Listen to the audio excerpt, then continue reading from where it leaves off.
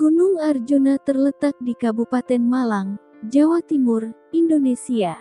Menurut legenda yang beredar di kalangan masyarakat setempat, ketinggian gunung ini dahulu hampir mencapai langit. Namun, karena tersebab oleh sebuah peristiwa, gunung ini terpotong sehingga ketinggiannya hanya sekitar 3.339 meter di atas permukaan laut. Peristiwa apakah yang menyebabkan Gunung Arjuna terpotong? Ikuti kisahnya dalam cerita legenda Gunung Arjuna berikut ini. Alkisah, dalam cerita pewayangan masyarakat Jawa, dikenal nama Pandawa, yang secara harfiah berarti anak Pandu. Jadi, Pandawa adalah putra dari Pandu. Sementara itu, Pandu adalah seorang raja yang bertahta di kerajaan Hastinapura. Prabu Pandu memiliki 5 putra yang semuanya laki-laki. Mereka adalah Yudhistira, Bima, Arjuna, serta si kembar Nakula dan Sadewa. Mereka semua merupakan saudara seayah karena lahir dari 2 ibu yang berbeda. Yudhistira, Bima, dan Arjuna lahir dari permaisuri pertama Prabu Pandu yang bernama Kunti. Sedangkan Nakula dan Sadewa lahir dari permaisuri kedua yang bernama Madri. Dari kelima Pandawa tersebut, Arjuna dikenal memiliki ilmu kesaktian yang tinggi dibandingkan dengan saudara-saudaranya. Nama Arjuna diambil dari bahasa Sanskerta yang berarti yang bersinar atau yang bercahaya. Ia merupakan penjelmaan dari Dewa Indra, sang dewa perang. Sebagai titisan Dewa Indra, Arjuna memiliki ilmu peperangan yang tinggi. Ia sangat mahir memanah dan sakti mandraguna. Semua kesaktian tersebut merupakan anugerah dari para dewa karena ketekunannya bertapa. Namun, karena belum puas dengan kesaktian yang telah dimilikinya, Arjuna masih sering melakukan tapa untuk menambah kesaktiannya. Pada suatu hari, Arjuna pergi bertapa ke sebuah lereng gunung yang terletak di sebelah barat Batu, Malang. Suasana di lereng gunung itu sangat cocok untuk bertapa karena wilayah di sekitarnya merupakan daerah pegunungan yang berudara sejuk dan jauh dari permukiman penduduk. Itulah sebabnya, Arjuna memilih tempat itu agar dapat melaksanakan tapa dengan tenang dan khusyuk. Setiba di lereng gunung itu, Arjuna langsung duduk bersila di atas sebuah batu besar seraya memejamkan mata untuk memusatkan segenap pikirannya. Sesaat kemudian, ia pun terlarut dalam semadinya. Siang dan malam ia terus bersemadi dengan penuh khusyuk. Saking khusyuknya, tubuh putra ketiga Prabu Pandu itu memancarkan sinar yang memiliki kekuatan luar biasa. Beberapa saat kemudian, puncak gunung itu tiba-tiba terangkat ke atas. Semakin lama, puncak gunung itu semakin menjulang tinggi hingga menyentuh langit dan mengguncang negeri Kahyangan. Peristiwa tersebut membuat para dewa di Kahyangan menjadi khawatir. Jika guncangan itu terus terjadi, maka negeri Kahyangan akan hancur.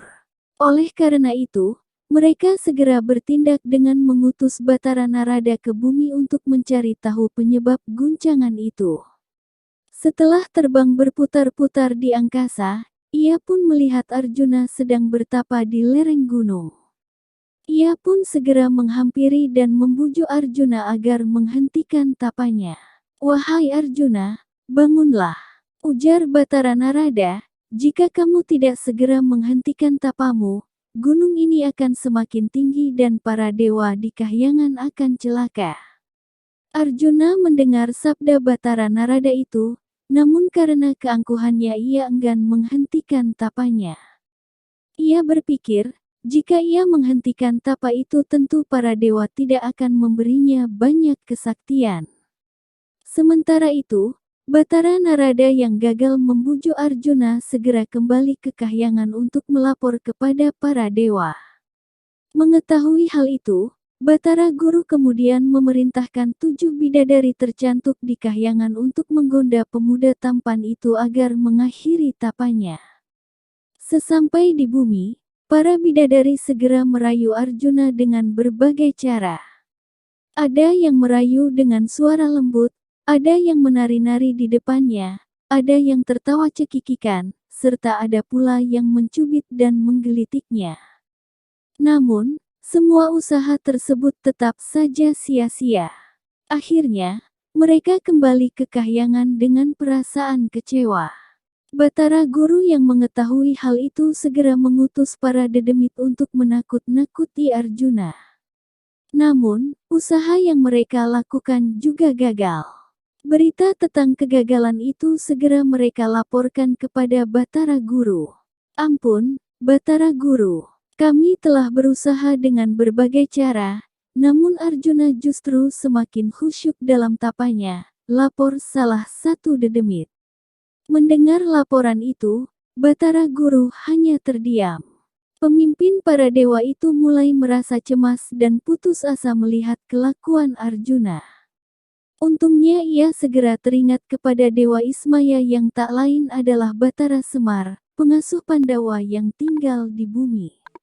Ia pun mengutus Batara Narada untuk menemui Semar di bumi. "Wahai Semar, aku datang untuk meminta bantuanmu," kata Batara Narada. "Apa yang bisa saya bantu, Dewa Narada?" tanya Semar. Batara Narada pun menceritakan bahwa para dewa di kahyangan sedang dalam bahaya akibat perbuatan Arjuna. Ia juga menceritakan bahwa sudah berbagai cara yang telah mereka lakukan untuk menghentikan tapa Arjuna, namun semuanya sia-sia belaka. "Kamulah satu-satunya harapan para dewa di kahyangan yang bisa membujuk Arjuna agar segera mengakhiri tapanya," ungkap Batara Narada. "Baiklah, kalau begitu, saya akan berusaha untuk menyadarkan Arjuna," kata Semar menyanggupi. Setelah Batara Narada kembali ke kahyangan, Batara Semar meminta bantuan kepada Batara Togok untuk melaksanakan tugas tersebut. Setibanya di lereng gunung tersebut, keduanya langsung bersemadi untuk menambah kesaktian mereka. Setelah itu, mereka mengubah tubuh mereka menjadi besar dan kemudian berdiri di sisi gunung yang berbeda. Dengan kesaktiannya, mereka memotong gunung itu tepat di tengah-tengahnya dan kemudian melemparkan bagian atas gunung itu ke arah tenggara. Begitu bagian atas gunung itu terjatuh ke tanah, terdengarlah suara dentuman yang sangat keras disertai dengan guncangan yang sangat dahsyat. "Hai!